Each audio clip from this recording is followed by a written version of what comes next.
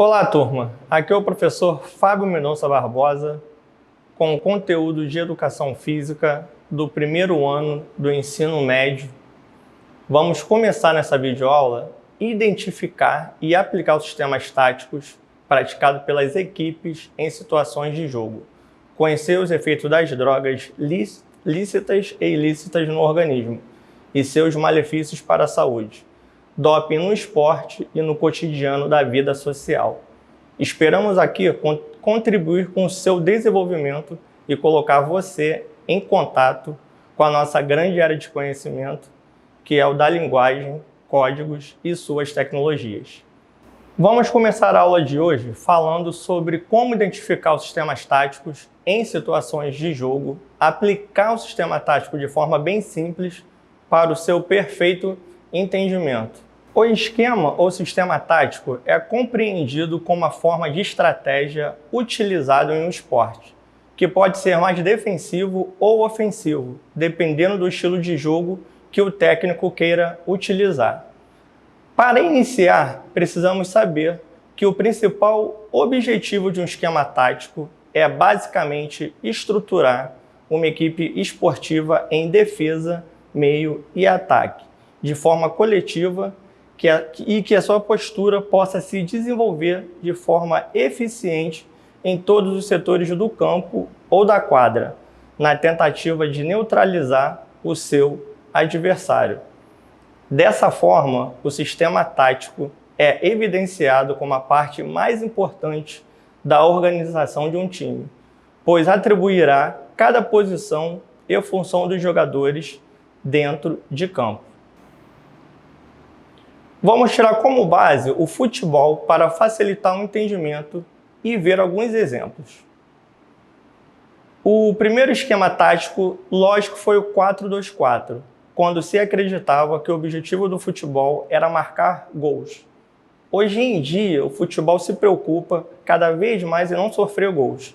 E por isso, há muito tempo, não se vê uma equipe jogando nesse esquema, que começou a perder espaço para o 3-4-3 e o 4-3-3, até que foi extinto pelos treinadores e especialistas.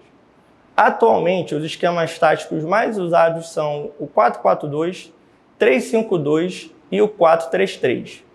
Para começarmos a entender, precisamos saber alguns detalhes.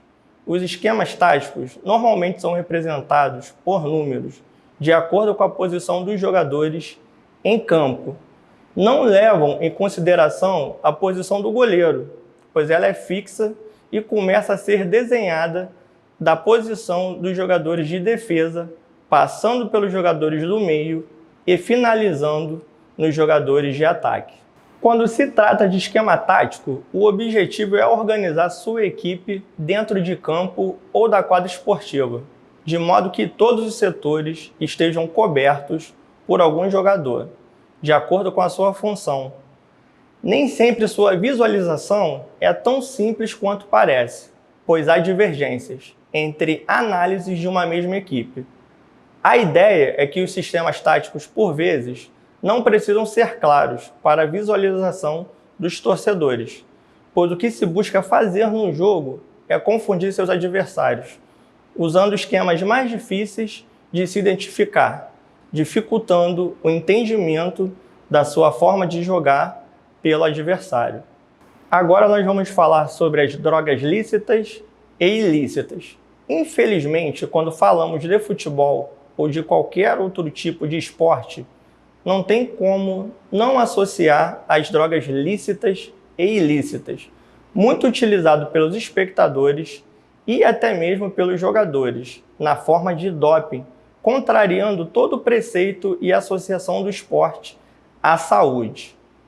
Mas vamos entender e aprender um pouco mais sobre elas. Drogas são substâncias capazes de alterar o funcionamento do organismo. Dependendo da natureza e composição das mesmas, elas podem agir em determinados locais ou no organismo como um todo. Toda droga tem seus efeitos, porém, elas não se manifestam da mesma forma ou da mesma maneira em todos os organismos, especialmente porque cada droga tem a sua contraindicação. As drogas são substâncias capazes de produzir alterações nas sensações físicas, psíquicas e emocionais. Sendo assim, energéticos, café, refrigerantes, chocolate, dentre muitos outros alimentos, contêm substâncias que podem ser consideradas drogas, pois alteram de alguma maneira as sensações de quem as ingere. Esta, porém, se ingeridas em quantidade moderada, não representam nenhuma ameaça para o ser humano. Se, no entanto, são demasiadamente utilizadas por alguém, podem causar uma leve dependência e problemas de saúde. Drogas lícitas são aquelas permitidas por lei, as quais são compradas praticamente de maneira livre, e seu comércio é legal. Já as drogas ilícitas são aquelas cuja comercialização é proibida pela justiça. Estas também são conhecidas como drogas pesadas e causam forte dependência. Sobre as consequências promovidas pelas drogas lícitas, pode-se relatar que, ao depositar qualquer substância no organismo, criam-se necessidades falsas, alterando todo o funcionamento físico e psíquico.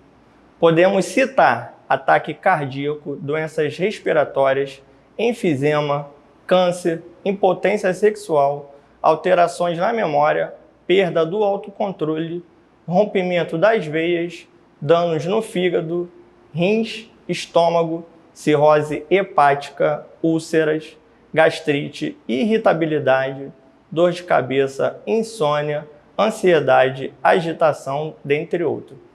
As drogas permitidas por lei são as mais consumidas e as que mais resultam em fatalidades diárias, já que através das alterações realizadas no organismo, um indivíduo perde o controle e acaba por fazer coisas que no normal não seriam feitas. Além disso, o organismo tende a ficar mais preguiçoso, já que as drogas lícitas relaxam o organismo de forma exagerada. Por fim, não poderíamos deixar de falar das drogas sem falar sobre o doping, que é caracterizado pelo uso de substâncias que podem alterar a resposta do corpo frente a um estímulo. Na maior parte dos casos, o doping é realizado por pessoas que pretendem potencializar seu rendimento, força, agilidade ou até mesmo perda de peso. A maior parte de pessoas que buscam o doping são atletas de alto rendimento, mas não é incomum vemos pessoas em academias utilizando dessas substâncias. Em geral, o doping é realizado na busca por potencializar ganhos que para aquele indivíduo já foi atingido em seu máximo, como aumentar a força, tolerância à fadiga. Muitas substâncias geram alto risco para a saúde dos atletas e frequentadores de academia, pois pode potencializar o aumento de células cancerígenas, sobrecarga cardiovascular, sobrecarga hepática, alteração dos níveis de colesterol, além do aumento de acne, pelos, alterações da voz, tamanho dos ossos.